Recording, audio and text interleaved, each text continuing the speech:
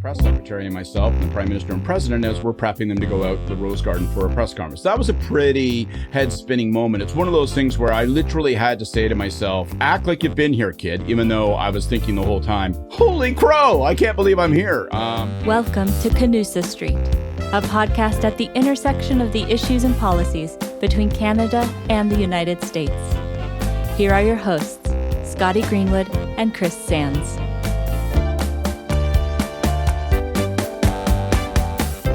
Welcome back to Canusa Street, everybody. I'm Scotty Greenwood with the Canadian American Business Council, and I'm joined by my favorite scholar, maybe my only scholar if I have scholars, the Honorable Chris Sands. Welcome, Chris. Thanks, Scotty. Although I think I'm maybe your favorite American one. There are so many Canadian scholars that we know and like. Well, we do. I'm really excited.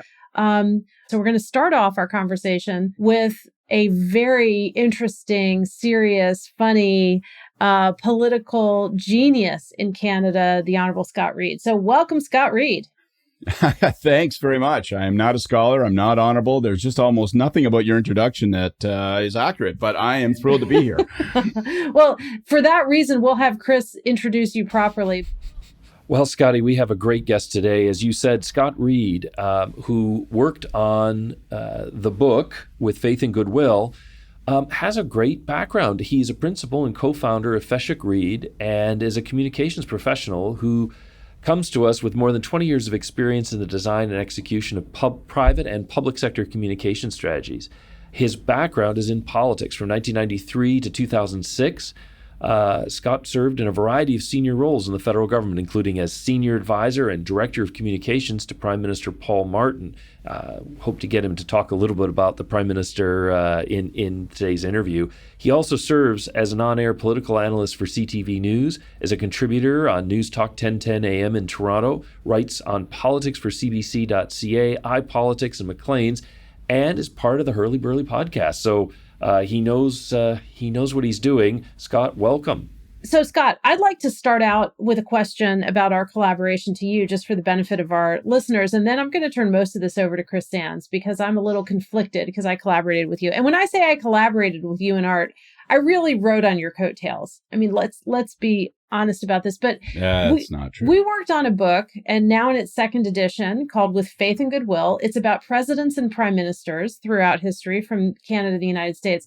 And I think the right place to start is you worked for a prime minister of Canada, the Right Honorable Paul Martin.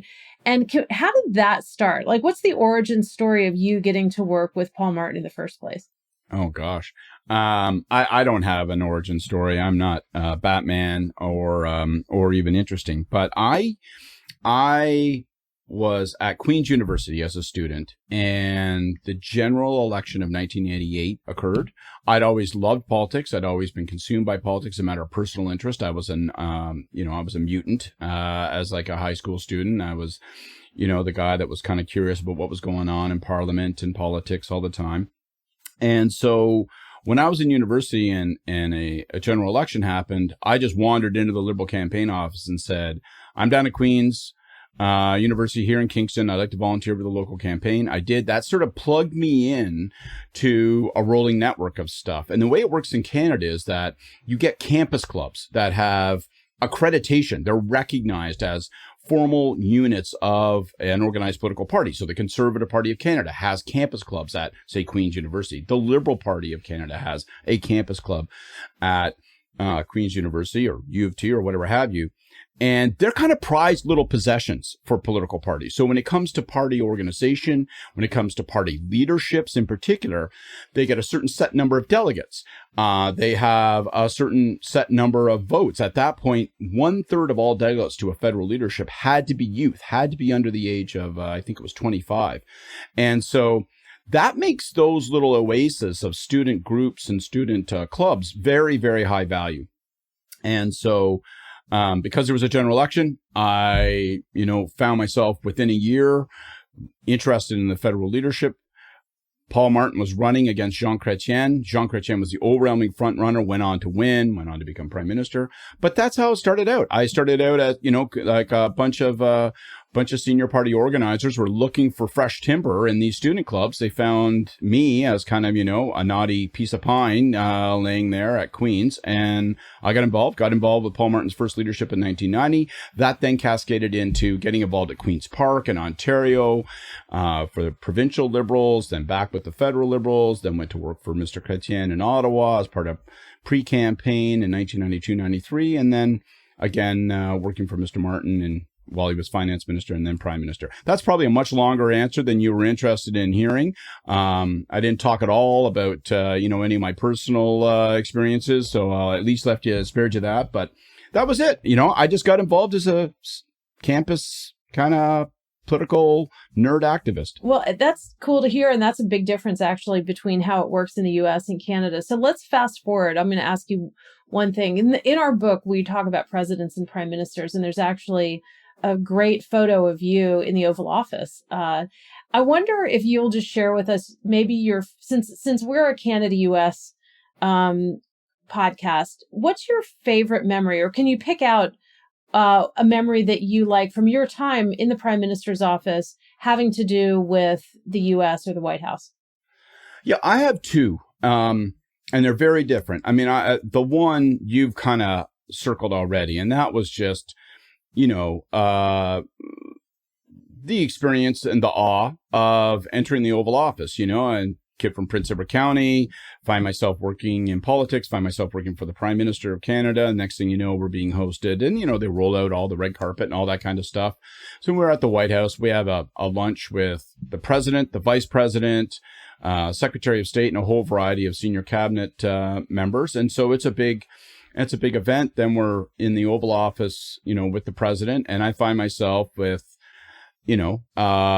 essentially just the president's press secretary and myself and the prime minister and president as we're prepping them to go out the Rose Garden for a press conference. That was a pretty head-spinning moment. It's one of those things where I literally had to say to myself, ignore your settings or you will fail in your professional obligation to do what you're supposed to do right now, right? Like, act like you've been here, kid, even though I was thinking the whole time, holy crow, I can't believe I'm here. So that was obviously a kind of a fascinating moment, and I had a lot of fun. And as part of that meeting, Condoleezza Rice was there. So we find ourselves like the president had to leave the Oval Office. We find ourselves in the Oval Office with Condoleezza Rice. I start, cracking jokes with her about her favorite sports teams. And there's a fun photo of me making her laugh so wonderful memories on that.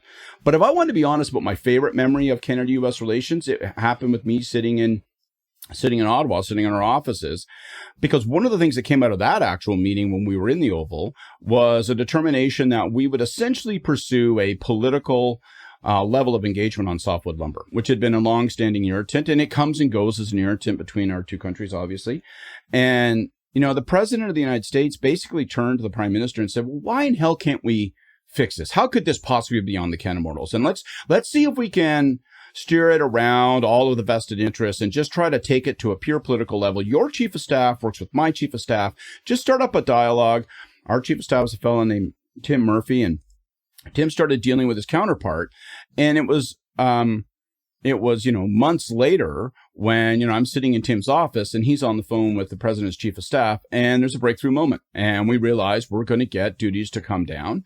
And that almost sidebar kitchen cabinet process of let's just dialogue at the political level, because as political staffers, as distinct from the public service and from the foreign service, as political staffers, we talk a certain kind of language and we have a certain vested set of interests that are shared, right? We all got to get reelected, whether that's in, Texas or whether that's in Quebec.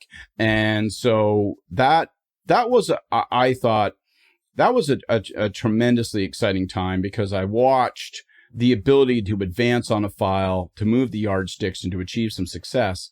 And it happened just because you build up that interpersonal relationship that comes from meeting face to face, that comes from talking formally. And it's not your first conversation. It's not your second conversation. The seventh, eighth, ninth conversation, that comfort kicks in. And then you can have those kinds of processes. And the next thing you know, you can achieve progress. That's incredible, Scott, and I think a real insight. What we sometimes talk about in the boring world of political science is that the unique factor of president and prime minister is that they are sovereign co-equals. And the U.S. bet a lot, basically from the beginning of the 20th century, on the management of Canada's relations with separate sovereignties, leaving all the asymmetries of size and wealth aside, that we would treat Canada as a sovereign equal. Now, we wanted to do that to pry Canada away from Great Britain a little bit and make you think of yourselves as a country. But what do you think the consequence of that is? That sense of equality, is that real, or is that something that only works in a poli-sci textbook? Person to person, do the president and the prime minister have a rapport that is a kind of functional equivalence or equality that allows them to do business? It's such an interesting question, because I may be giving the wrong answer, but my answer is what I think I honestly witnessed, and my impression is that it is equal and it isn't. And I think it would be a grave mistake, particularly on the part of the Canadian government, to misinterpret the parts that aren't equal. And you're equal in the sense that there's an equalizing effect. You go to G7s, you go to international summits, you're all treated as heads of government. Your delegations are treated as effectively the same from a protocol standpoint, from a treatment standpoint.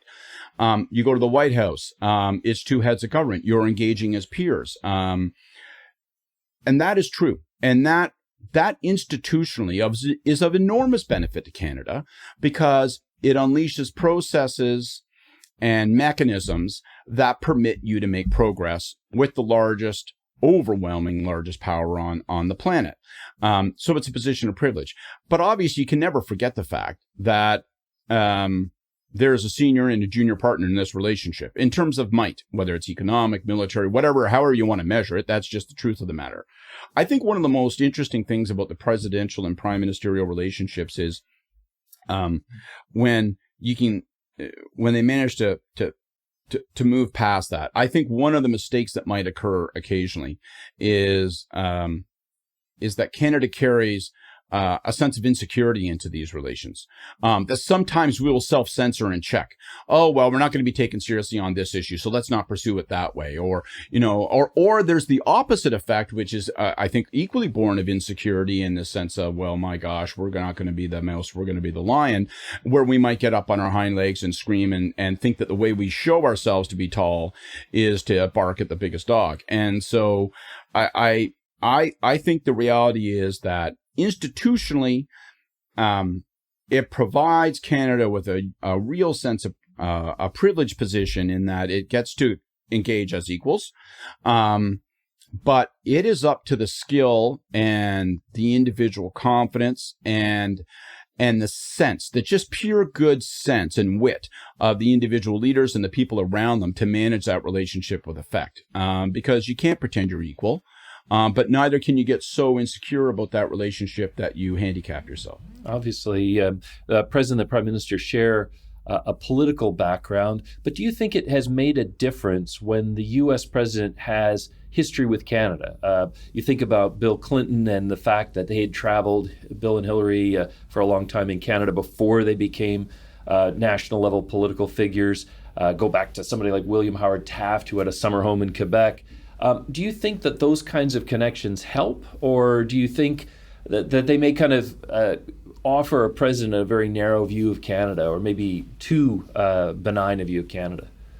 I don't know the answer based on my personal experience, because Bush wasn't terribly familiar. It wasn't like he'd spent a bunch of time in Canada. He didn't have any particular personal affinity. There was no hostility or absence of interest there, but it just that didn't exist. The function of working on this book, the opportunity that Scotty gave me to work on this book and go through the histories of these working relationships between leaders, leads me to believe, though, that it is an advantage when there's a standing relationship between the president of the United States and the country of Canada that precedes the relationship that must occur with whoever the leader of Canada is. Like, I just think that it creates an openness, an additional interest, a sense perhaps of indulgence. And I particularly, I think of FDR, and I think of, you think of all the strategic issues between Great Britain and Canada and that, were shaping us during the war period. But I think that FDR showed, and I think the record demonstrates, that he showed a lot of indulgence and a lot of patience with Mackenzie King, who I would argue, even though he's our longest serving and, by some measures our greatest prime minister, King had such an overwhelming inferiority complex and insecurity about his relationship with FDR. How does FDR see me? How am I positioned? Am I on the biggest stage? Am I included in the right conferences and stuff? And I think that if you look at, the relationship, that obviously very deep relationship that FDR had with Canada, with New Brunswick, it really manifested itself. I think that, to put it as bluntly as I can, I think he put up with a lot of silliness from the likes of King, because he had such a soft spot for Canada, and that probably was helpful, in addition to all the strategic questions. Well, and historians usually point to the fact that for World War I and World War II, it was the fighting of the Canadians on the front and the sort of respect that they earned on the battlefield that in some ways made American leaders of a generation like Eisenhower and others look to Canada. And even if the prime minister wasn't the best personality, people respected Canada for all that Canada had done in the crunch of the war. So I know Scotty wants to get in there, but I just that's one of the things I think we're dealing with. We're after the wartime presidents now, and it's a different dynamic. Can I just add one thing quickly on that? Because I think it's an important point, because I think Canadians often torture themselves, sort of go guardrail to guardrail on whether, are we overestimating how we're seen by Americans, or are we underestimating it?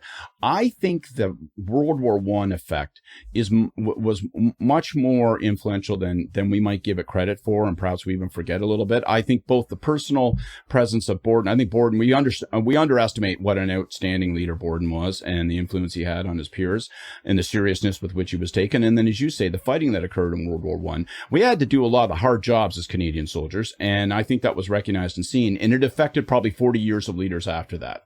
Well, Scott, just picking up on that for a minute, it seems to me that since the Great Wars, Canada has really seen itself differently in terms of particularly war and security, right? Canada didn't participate in Vietnam. Canada did participate in some other conflicts, including Afghanistan. But I can remember your former boss, Mr. Martin, at an event. You might have been there, actually. We were at the U.S. ambassador's residence, where I used to work for the U.S. ambassador, and it was somebody's big birthday party. And Paul Martin was the Minister of Finance at the time.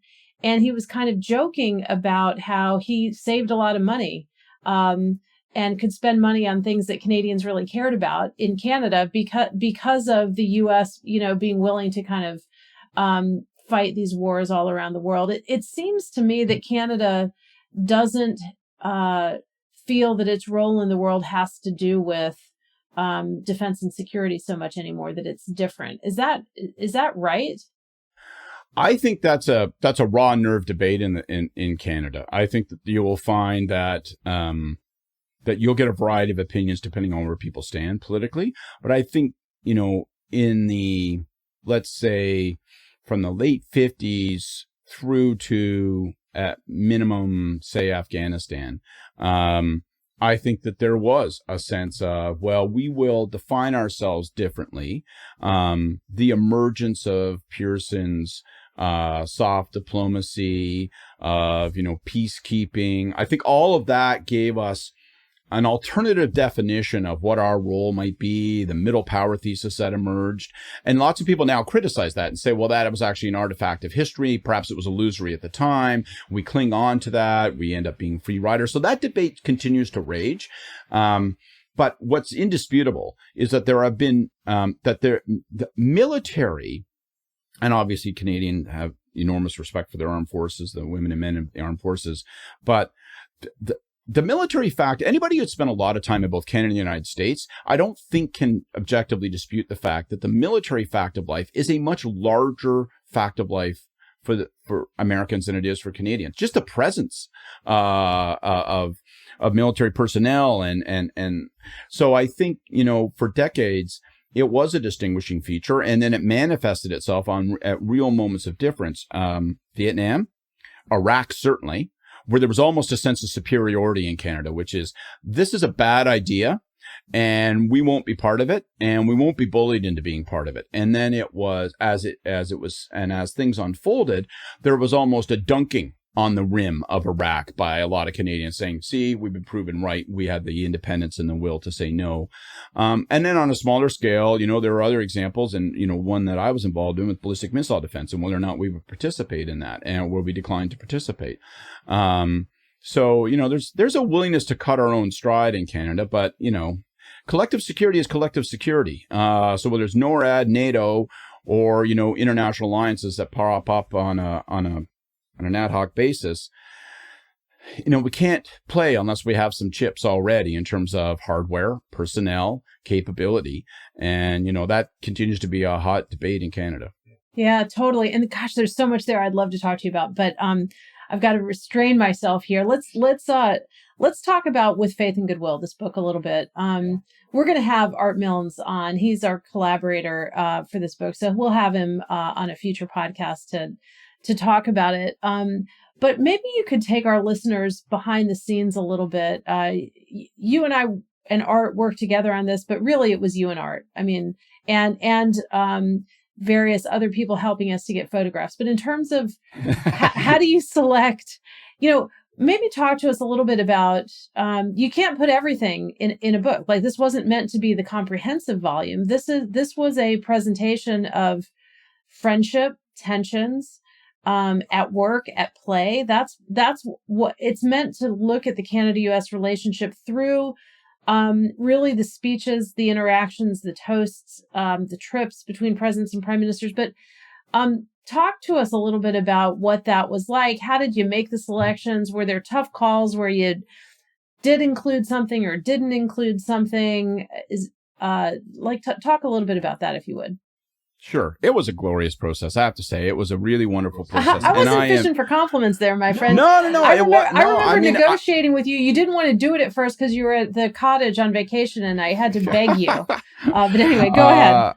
I was intimidated. I was intimidated by the exercise, and I genuinely was. I'm not Art. I'm not a historian. I'm not a scholar, and I don't want to put on airs to suggest that I am. So I was conscious of that at the outset of the project and throughout the project, and now that the project's completed. When we talk about it being me and Art, it was really Art and me. So Art comes at it with a catalog, comprehensive catalog understanding of these relationships. He has at his fingertips and at the ready the ability to recite relations, speeches, interactions between political leaders in both Canada and the United States at will. So the hard part of making the book was not finding content. The hard part of the book wasn't writing the chapters. I think the hard part of the book, the interesting part of the book, and the revealing part of the book was writing the table of contents. Like, it was deciding how we were going to frame, separate, and chunk this thing out. Because there's no point in writing a book that says, well, this has been a lovely relationship without strain or stress at any point in our history. I mean, you have to reflect the times at which there were disagreements and try to put into perspective why those disagreements occurred. And of course, some of them were fundamental and structural. Some of them were, well, we don't want to be part of the Vietnam War. Some of them are trade related, and you have competing interests. Which goes back to Chris's point about, well, how do you mitigate, how do you manage competing interests when we know darn well, yes, the border's worth $2 billion a day, but on the other hand, we're not the senior player in that. So, how do you manage that? But some of the differences are also personality differences. And that's kind of, that's fun stuff for a book. I mean, like, why are people going to read the book, right? Well, some of that personal stuff, some of that anecdotal personal stuff is great. I mean, you ask most people what they think about Canada-U.S. relations and the prime ministers and presidents, and it won't take long before someone tells you that story about LBJ grabbing Mike Pearson by the collar and sort of scruffing him up a bit. And so you wanted to reflect all of that. So I think, the tough decisions were, how are we going to structure this book?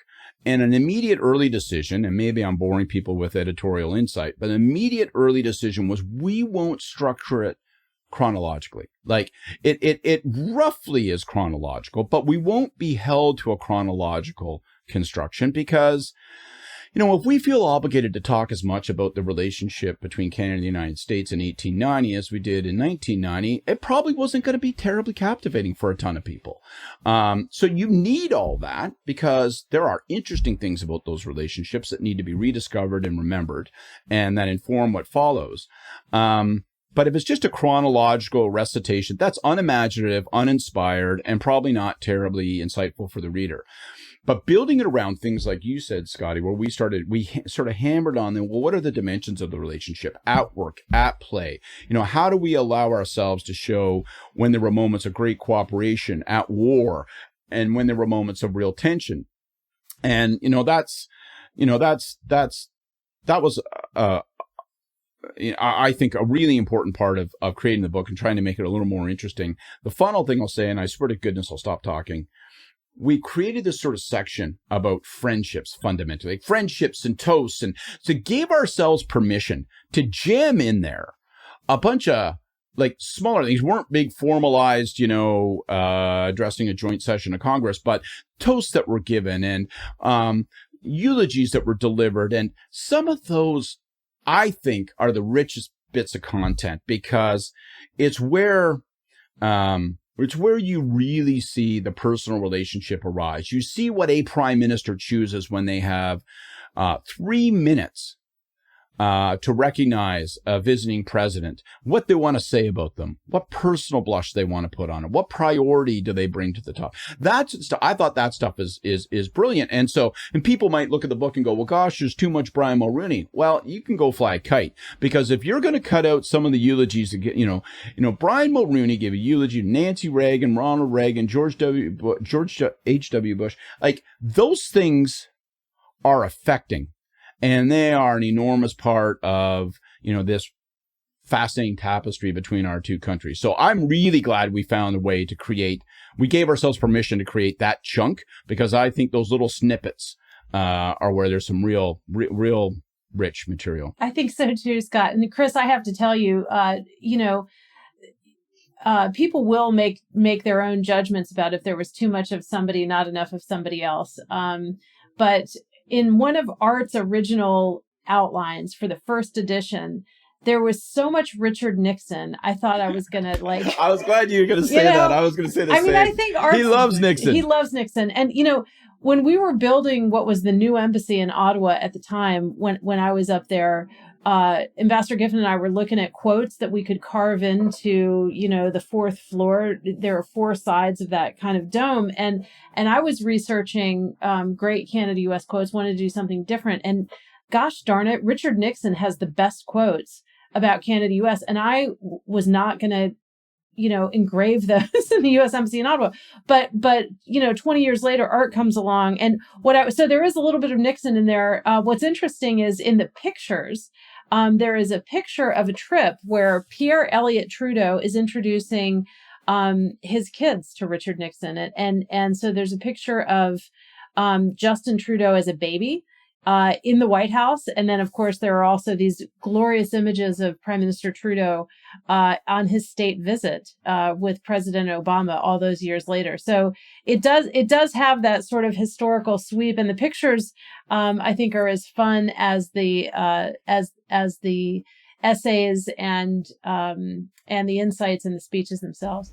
Well, I'm glad you raised that, and I guess I want to ask another question of you, Scott. If you can speculate a little bit, I mean, I wonder if you could talk about the Canadian public and the relationship between their prime minister and president, because it strikes me, and maybe this is the outsider, I'm on the wrong side of the border here, but it strikes me that the Canadian public is very mature in their expectations of a prime minister and the U.S. president, in that they can let a Stephen Harper be civil with a guy like Barack Obama, obviously popular in Canada, but they can also understand Justin Trudeau holding his fire a little bit and maintaining a polite face when dealing with outright rude and crude insults from Donald Trump. And I wonder if you could talk a little bit about the role the public has and how they see the friendship or lack thereof between a president and a prime minister as important to Canada's national interest. Yeah, it's such a fascinating question because I think it It's on the one hand, the public, I think, is quite mature and sophisticated, much more so than we give them credit for. But also it moves in ebbs and waves. I mean, in our earlier days, people talk about anti-Americanism. And, if you want to be really political about it, people have talked about in the last 20, 25 years, they talk about anti-Americanism. Then, of course, you had the Trump presidency. 80%, give or take, of Canadians are like, I'm not for that. So, it has a galvanizing effect on public opinion. But, if you really want to talk about anti-Americanism, well, look to the origins of the country, right? Where I grew up, the part of the country where I grew up, Prince Edward County, like I had an uncle who signed his letters UEL, United Empire Loyalists, like back in the 1970s still, okay? So this notion of we will define ourselves in distinction from the United States, and it's been a prevalent thread. On the other hand, there's no better functioning relationship between two countries in the whole wide world on any basis. So I think that complexity and sophistication on the part of the public is what explains their ability to say, no, all right, Trudeau, whether I like you or not, I'm going to give you high marks for managing the bear trap that must have been negotiating a trade deal with a White House like that and a president of that sort. And, at the same time, applauds almost with glee, sometimes almost with perhaps inappropriate glee, the stick-to-itiveness of it, the stick-it-to-themness of Chrétien saying no on Iraq. The sense of, there is a desire that emerges from us being the smaller, less powerful partner of, well, we're not going to take a back seat. And so every once in a while that manifests itself as, well, we'll stand up for ourselves and we'll demonstrate our independence and we're not going to be pushed around. And a little kind of tone of, we got a little superiority complex to go along with our inferiority complex. And so, the public both feeds off of the leaders who set the tone for that. Some leaders play to the anti-American insecurity a bit more. Some play to it less. Some play against it. Mulroney openly campaigned against it and said, "Listen, we are cutting our nose off to spite our face." And I think the public responds to that, but also the leaders have to respond to the public. And so you can feel when leaders kind of get the temperature wrong. There was enormous elite pressure. Like I would say almost uniform elite pressure from institutions of government, from thought leaders, certainly from the military establishment, security and defense establishment in Canada, like in business as well. In the time of Chrétien, to participate in the Iraq War. I can remember the earliest discussions, I was at finance at the time. I remember the earliest discussions being, it's a foregone conclusion that we must participate. Like to say no would be aghast. And when it came time for us, in the aftermath of having said no to Iraq, when Prime Minister Martin was in office, when it came time for us to examine the question of ballistic missile defense, the brief we got was, you're damned lucky you got away with saying no in Iraq. There's no way you can get away with saying no to BMD on top of it. And of course, then when we engaged at the political level, we discovered that actually they didn't think that it was quite nearly so fundamental. They didn't take it personally. There was none of this us and them Bush White House stuff that our officials briefed us on. It was an illusion, I think, of the Canada desk.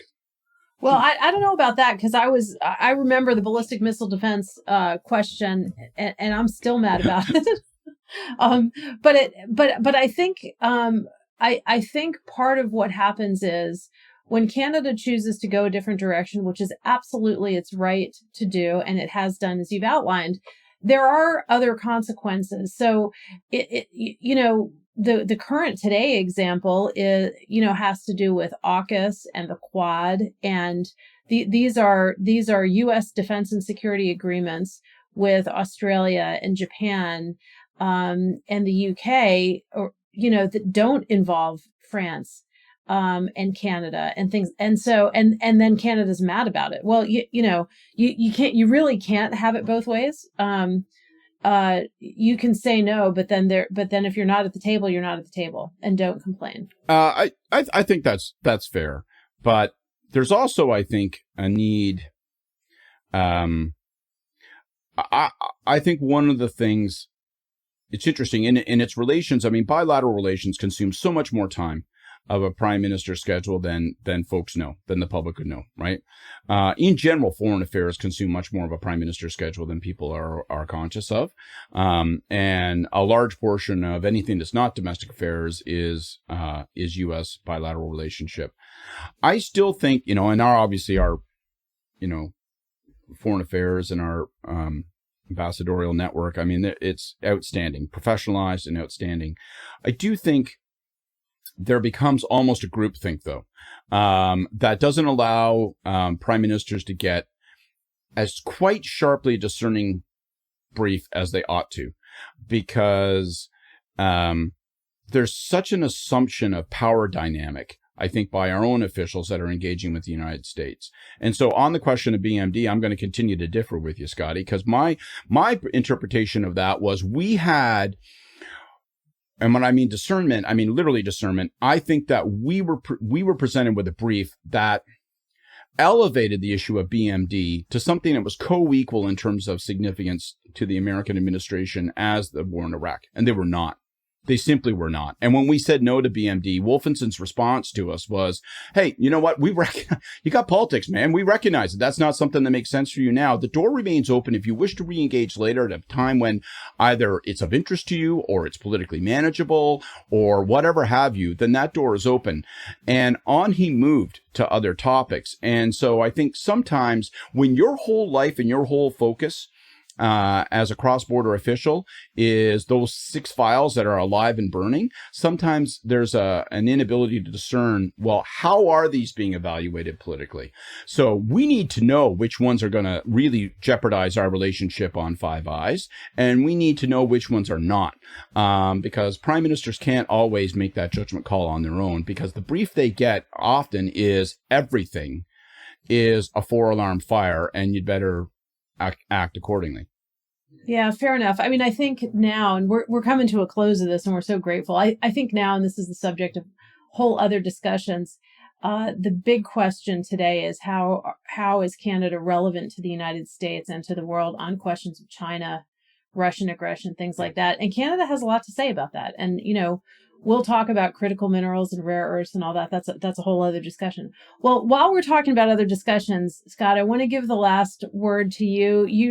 You have a fabulous podcast with your collaborators, the Hurly Burly. It's on Canadian politics. It's absolutely a must listen for people that follow Canadian politics. Our little project here that Chris and I have, Canusa Street, is about Canada-U.S. relations. And so my last question to you is, since you are a podcast aficionado, if you could propose any topics for us and any guests for us on Canusa Street, you get to be our executive producer for a day. Who would you like to hear from? Because we'll spend the next, however long it takes chasing down somebody that maybe isn't right for the Hurly Burly because it's not in your wheelhouse, but something that you think you'd like to hear from us. What would that be? I'd like to hear from 2 places that are quite distinct. So the political hack in me wants to hear from Kamala Harris or somebody else that you can identify, Scotty, who I cannot, that coming from my particular political lens can provide me with some insight as to what in hell is going on with the Democratic Party and how it's going to mount some kind of compelling rebuttal. I assume the midterms are going to be a bath for the Democrats in the Biden White House. And so I sort of say to myself, what is the response to, the Trumps and the DeSantis? Like, where's this going? And what is the coherent Democratic response? Because I don't see one as a political observer north of the border who has an enormous vested interest in what happens in the United States. And a big part of my frustration is that I don't see a coherent Democratic response to it. So I hope to God there's some governor you guys can put on who's like, not on our radar screen now, but is like just built out of pure political talent. And we can all go, holy crow, thank goodness. So I'd like to hear from that. And I would like to actually then, the second one, very different. I worry, and even the exercise of working on this book reminds me that I'm worried about distorted notions I have of the Canada-US relationship because I am Canadian. And, this kind of like, when am I fooling myself into thinking that we matter too little to them? And when am I fooling myself into thinking we matter too much to them?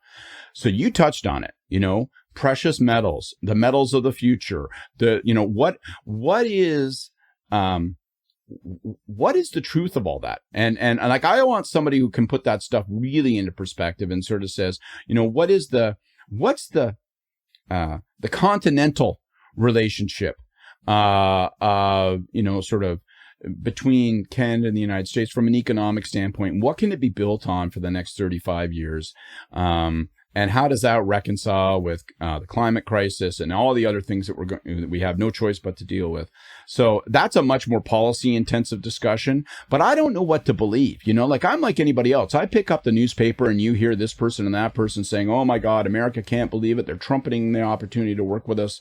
The Ring of Fire is going to get built because it's so vital to the future of what's going to power the economy." But I don't know if that's true or that's just rhetoric. And so I'd love to hear from somebody that can put it in genuine perspective.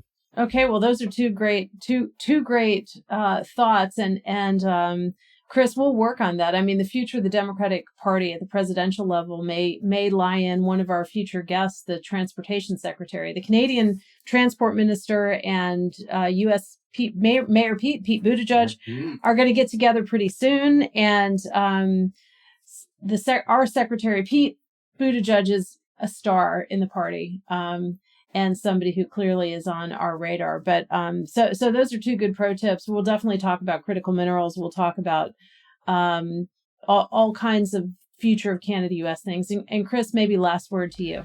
Well, I want to say more than anything else, thank you, Scott. This is one of those really interesting interviews because it's a discussion of reaction to a little bit of history, and how Canadians and Americans view the same events is often very different. And I think this book project that you and Scotty and Art have put together, it's just unique in my experience. It combines that sense of history on the big stage, and yet Canada as, kind of not just a witness, but a participant in that process. And I think it'll be something that hopefully has a third edition and more, although I don't know if we're writing great speeches anymore, but certainly marks something unique in the literature. And I'm so glad that you let Scotty convince you to do it. We couldn't. There's no stopping Scotty. There's no saying no to Scotty Greenwood. I think that's very important. As you say, we couldn't get Canada in on Iraq or Vietnam, but Scotty, you cannot say no to her. You can say no to presidents, you can never say no to Scotty, and that's how I feel as well. But thank you. Okay, I think we need to edit all of that out. But anyway,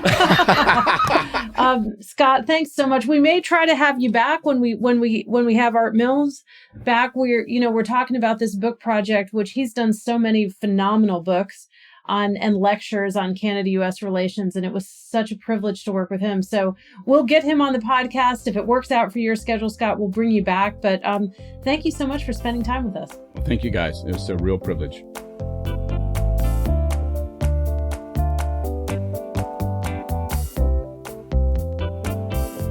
Okay, Chris, well, thank you for indulging me bringing my good friend Scott Reid onto our podcast. He's so smart. He's so funny. And it was such a pleasure and a privilege to work with Art Milnes and Scott Reid on With Faith and Goodwill, which, by the way, the book's not out yet. It's printed, but we haven't launched it. So this is a fun little preview, an amuse-bouche for people before they get the book. Well, I think it's going to make a lot of people want to go out and get the book because it's an aspect of the Canada-US relationship that is hard to really understand unless you connect with people who are there. And what Scott Reid did for us today is really give us a sense of the staffer who gets to the Oval Office, the way in which the sort of human chemistry of politicians makes history in the biggest level. And so much of our Canada-US relationship comes down to those personal relationships. I just thought this was a fascinating episode, and it was terrific that Scott had time for us. That's exactly right. And, he, a lot of Canadians will know him from his commentary on the various networks, from what he's doing with his podcast, with his collaborators.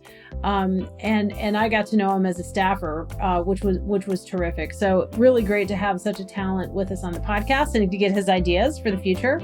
So I'm going to start working on getting Mayor Pete onto this, just as a thank you to Scott Reid. What do you think? I think that would be fantastic. If we can start bringing cabinet level folks in early, maybe we can make a difference for Canada-US relations by drawing them out on this important relationship. Amen, brother. Great to see you as always. Great to see you too, Scotty. Thanks. This podcast is brought to you by the Canadian American Business Council and the Wilson Center. If you like this episode, help others find our show and give us a rating on Apple Podcasts or Spotify.